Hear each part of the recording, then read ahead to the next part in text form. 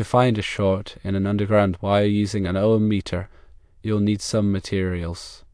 These include an ohm meter, insulated jumper wire, and 2 metal probes such as fence posts or a bar. Firstly, identify access points along the underground wire route where you have access to the wire. These could be buried junction boxes or connections to above ground fixtures. Secondly, carefully disconnect the wire from its terminals or junction at the access points. Thirdly, connect the ohm meter to the wire at one access point using the jumper wire. Fourthly, insert one of the metal probes into the ground near the wire, approximately 1 to 2 feet away. Fifthly, hold the other metal probe in your hand and touch it to different areas along the ground, recording the resistance readings. Sixthly, as you move the probe along the ground, the resistance will typically increase.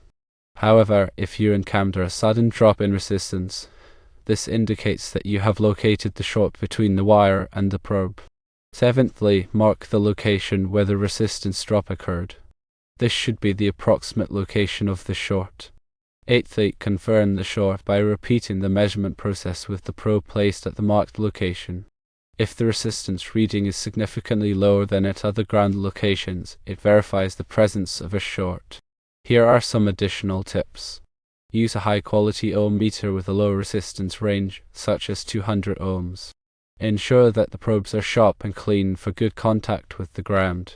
Water the ground if it is dry to improve conductivity. Be aware of the potential for electrical shock while working with the wire. If the short is not found, consider using a cable tracer or consulting with a professional electrician. Finding a short circuit involves understanding resistance and how it changes where fault occurs. The fundamental principle behind this method is that a short circuit provides a low resistance path to ground. By measuring the resistance between the wire and the earth at various points, you can pinpoint the area where this low resistance path exists. The ohm meter sends a small current through the circuit and measures the voltage drop. Using Ohm's law, which states that resistance equals voltage divided by current, the meter calculates and displays the resistance value. A typical underground wire installation is designed to have very high resistance to ground, ideally infinite if the insulation is perfect. However, when the insulation is compromised, such as through physical damage, chemical degradation, or water ingress, a conductive path forms between the wire and the surrounding soil. This creates a short circuit, allowing current to flow through the ground. Soil conductivity plays a crucial role in this method. Dry soil is a poor conductor of electricity, while moist soil is a much better conductor.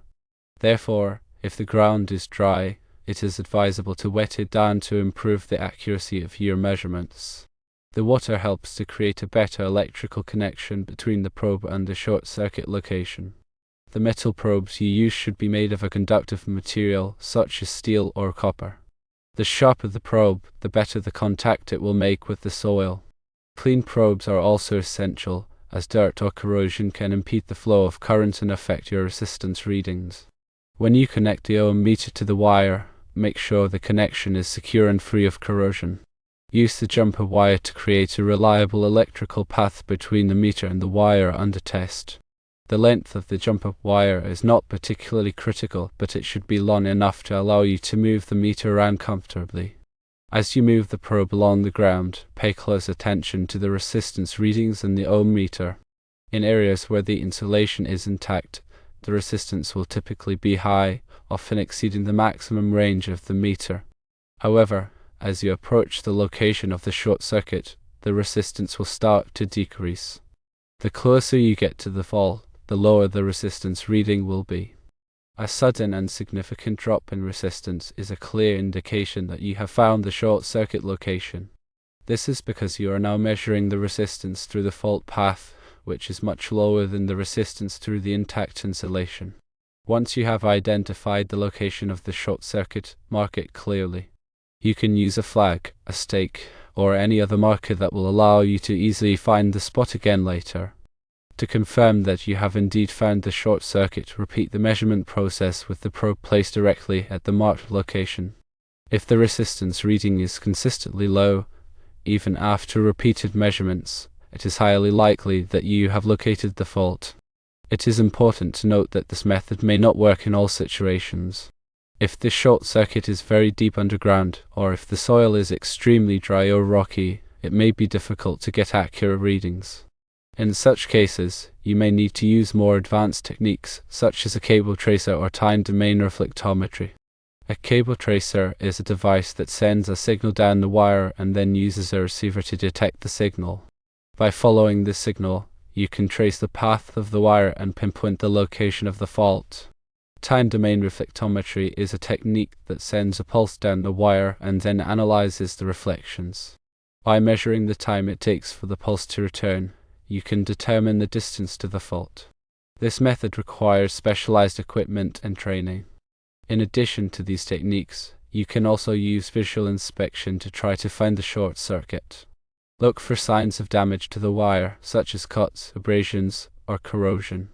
Also, look for any areas where the ground is wet or discolored, as this may indicate a leak.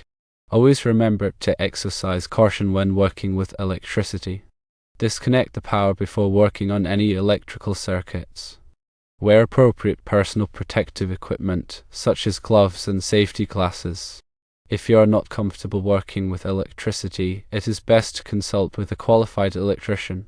Using an ohm meter to find a short in an underground wire is a practical method for troubleshooting electrical faults. It relies on the principle that a short circuit offers a low resistance path to ground, which can be detected by measuring resistance variations along the ground. The effectiveness of this method depends on several factors, including soil conductivity, the depth of the wire, and the quality of the measuring equipment. To perform this test effectively, you will need an ohm meter, an insulated jumper wire, and 2 metal probes. The ohm meter should have a low resistance range, ideally around 200 ohms, to accurately detect small changes in resistance. The insulated jumper wire connects the ohm meter to the underground wire, providing a safe and reliable connection. The metal probes, such as fence posts or rebar, are used to make contact with the ground, allowing you to measure the resistance between the wire and the earth. The first step is to identify access points along the underground wire where you can connect the ohm meter.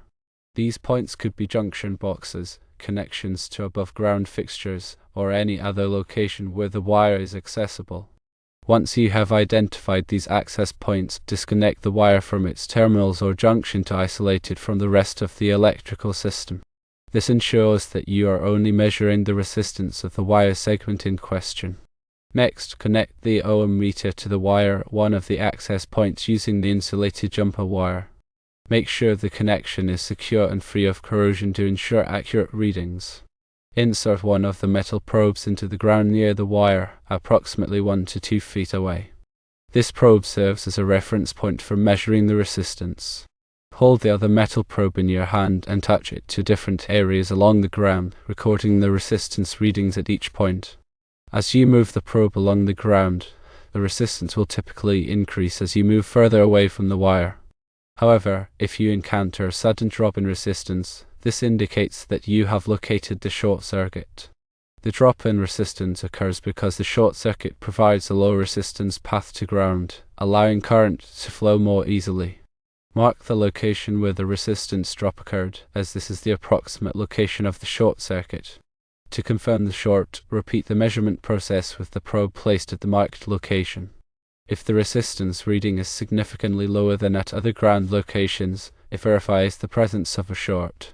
Several additional tips can improve the accuracy and effectiveness of this method. Firstly, use a high-quality ohm meter with a low resistance range to detect small changes in resistance. Secondly, ensure that the probes are sharp and clean for good contact with the ground, as this improves the conductivity and accuracy of the readings. Thirdly, water the ground if it is dry to improve conductivity, as moist soil conducts electricity better than dry soil. Be aware of the potential for electrical shock while working with the wire, and take appropriate safety precautions. If the short is not found, consider using a cable tracer or consulting with a professional electrician, as more advanced techniques may be necessary. The cable tracer sends a signal down the wire and uses a receiver to detect the signal, allowing you to trace the path of the wire and pinpoint the location of the fault. When interpreting the resistance readings, it's important to consider the typical resistance values for different types of faults. A dead short, where the wire is directly connected to ground, will have a resistance close to 0 ohms. A partial short, where the insulation is partially damaged, will have a higher resistance, but still significantly lower than the resistance of an intact wire. The resistance of an intact underground wire should be very high, typically in the megohm range or higher. Factors affecting soil conductivity include moisture content, mineral composition, and temperature. Soil with high moisture content and high mineral content will be more conductive than dry, sandy soil. Soil temperature also affects conductivity, with warmer soil being more conductive than colder soil. When performing the test, it's important to maintain a consistent technique to ensure accurate and reliable results. Apply consistent pressure to the probe when making contact with the ground. Take multiple readings at each location to verify the results. Be aware of potential sources of error, such as stray voltage or electromagnetic interference. Stray voltage can be caused by nearby electrical equipment or power lines and can affect the accuracy of the resistance readings. Electromagnetic interference can also cause fluctuations in the resistance readings. If you suspect stray voltage or electromagnetic interference, try moving the test setup to a different location or using a shielded cable to reduce the interference. In some cases, the short circuit may be intermittent, meaning that it only occurs under certain conditions, such as when the wire is wet or when the load is high. To find an intermittent short, you may need to perform the test under different conditions or use the recording ohmmeter to monitor the resistance over time. Safety precautions are crucial when working with electricity. Always disconnect the power before working on any electrical circuits. Use insulated tools and wear appropriate personal protective equipment such as gloves and safety glasses. Be aware of the potential for arc flash and other electrical hazards. If you are not comfortable working with electricity, it's best to consult with a qualified electrician. Locating underground wire shorts using an ohmmeter is a valuable skill for anyone who works with electrical systems.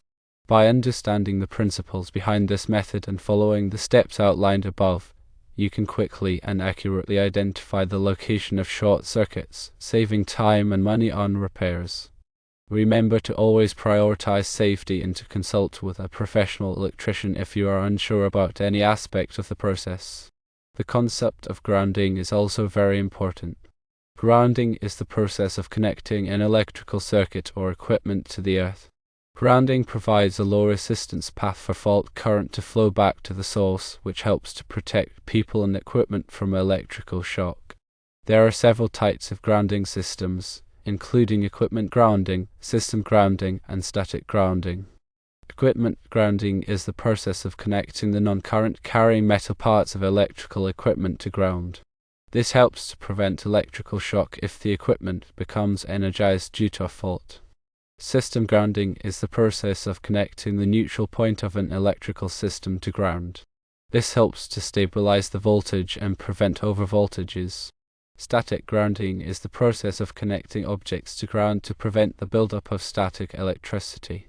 Static electricity can cause sparks and fires in flammable environments. The National Electrical Code, or NEC, provides detailed requirements for grounding electrical systems and equipment. It is important to follow these requirements to ensure the safety of people and property. The NEC Table 250.122 provides the minimum size of equipment grounding conductors for various sizes of overcurrent protection devices. The NEC Table 250.66 provides the minimum size of grounding electrode conductors for various sizes of service entrance conductors. Understanding grounding principles and following the NEC requirements are essential for ensuring the safety and reliability of electrical systems. Always consult with a qualified electrician if you have any questions about grounding or other electrical issues. This method, while effective in many situations, may not be suitable for all types of underground wiring systems. For example, if the wire is buried very deep or if the soil is extremely dry, it may be difficult to get accurate resistance readings. In these cases, other methods, such as cable fault locators, may be more appropriate. Cable fault locators use various techniques, such as time domain reflectometry or impedance measurements, to pinpoint the location of faults in underground cables. These devices can be more expensive than ohmmeters, but they can also be more accurate and reliable in certain situations. When working with underground wiring, it is also important to be aware of the potential for buried utilities. Before digging or excavating, always contact the local utility companies to locate any buried cables, pipes, or other utilities. This will help to prevent damage to these utilities and avoid potential hazards. In summary, using an ohmmeter to find a short in an underground wire is a practical and effective method for troubleshooting electrical faults. However, it is important to understand the limitations of this method and to use appropriate safety precautions. Always consult with a qualified electrician if you have any questions or concerns about working with electricity. Remember to be careful and methodical in your approach, and to take your time to ensure that you get accurate and reliable results.